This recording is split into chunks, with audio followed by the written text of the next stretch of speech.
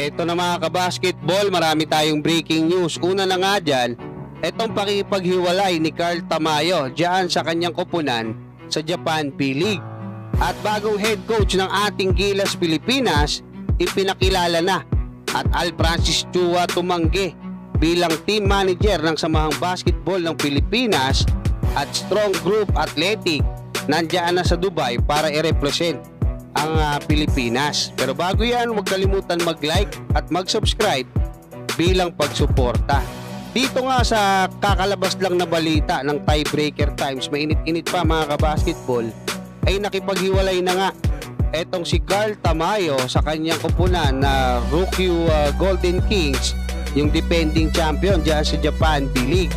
Ayon sa report ng Tiebreaker Times, ay uuwi nga dito sa Pilipinas etong si Carl Tamayo upang pag-aralan kung ano ba yung susunod niyang hakbang para nga sa kanyang career, no? Kasi nag-request siya ng release mula nga dito sa Ryukyu Golden Kings.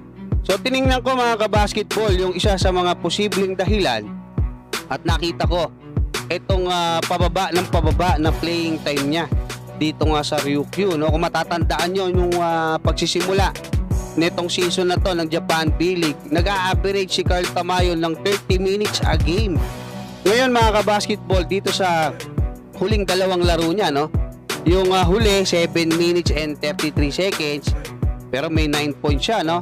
Etong nakaraan bago yung huli, yung sinundan, 2 minutes lang yung naibigay sa kanya. So lumalabas, wala na siyang playing time dito nga sa Ryukyu. Malaking bagay kasi yan para sa development ng isang player.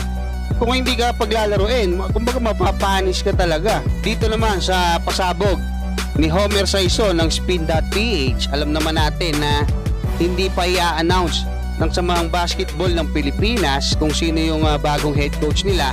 Next week pa yung sinasabi nila, pero sinabi na netong si Homer Saison ayon sa kanyang multiple sources na si Coach Timko na nga ang chosen one. At sabi nga rito ay si Coach Timko na rin yung kukuha kung sino yung magiging team manager.